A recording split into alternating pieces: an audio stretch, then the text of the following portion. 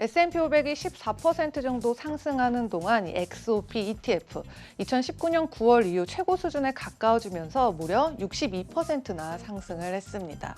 이 전반적인 최근 원자재 랠리, 국제유가가 배럴당 이제는 100달러까지 도달할지에 대한 여부까지 촉발시켰고요.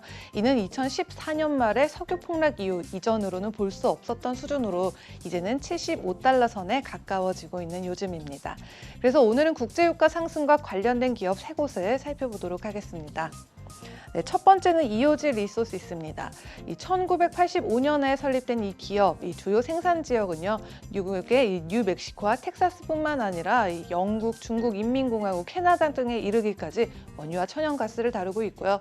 2020년 12월 31일을 기준으로 원유와 응축수 매장량은 1,514백만 배럴, 또 천연가스 액체 매장량은 813 백만 배럴, 그리고 천연가스의 매장량은 5조 3,600억 입방피트로 총 3,220백만 배럴의 석유 매장량을 보유한 것으로 알려져 있습니다. 그리고 주가를 보면 오늘 장에서는 83달러 선에 마감을 하면서 지난 한 달 동안에는 4% 정도고요. 연초 대비로는 67% 정도의 상승 곡선을 그렸습니다. 그리고 현재 시가총액은 481달러로요. 엑손모빌과 쉐보론 또 코노코필립스에 이어서 네 번째로 큰 규모를 갖게 됐습니다. 그리고 2분기 실적 전망치를 봤을 때요. EPS는 1.4달러로 이 전년 동기 대비 마이너스 0.23달러보다 크게 개선될 것으로 보이고요. 또 매출은 전년 동기보다 11억 달러보다 253% 증가한 389억 달러로 큰 폭의 상승이 예상되면서요. 분석가 33명 중에서 22명이 매수 의견을 보이고 있습니다. 네, 다음은 옥시덴탈입니다.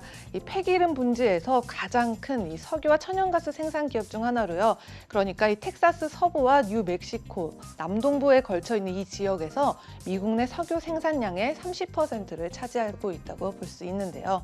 주가를 보면 또 코로나19 저점에는 역시 엄청난 타격을 받기도 했지만 오늘 장에서는 31달러 선에 마감을 하면서 지난 한 달 동안 20% 이상 또 연초 대비로는 81% 정도의 상승세를 그렸습니다. 그리고 6월 25일에는요. 코로나19가 터지기 전인 최고가였죠. 33.01달러에 근접한 31.13달러를 기록을 하면서 292억 달러의 가치를 갖게 됐습니다. 그리고 8월 9일 장 마감 후에 2분기 실적 발표 있을 예정인데요. EPS는 주당 0.15달러의 손실이 예상이 되지만 그래도 이 전년 동기의 1.76달러 손실보다는 크게 줄어들고요.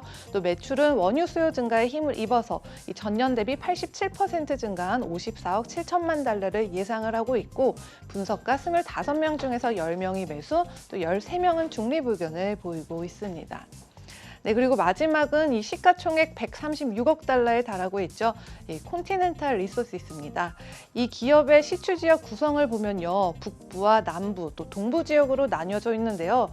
매장량의 거의 대부분은 이 노스카코다와 몬타나에 있는 이 바켄 셰일 태종물에 몰려 있다고 볼 수 있습니다.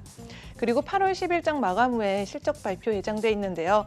EPS는 0.43달러로 전년 동기 주당 마이너스 0.71달러에서 대폭 흑자 전환을 할 것으로 예상되고 있고요.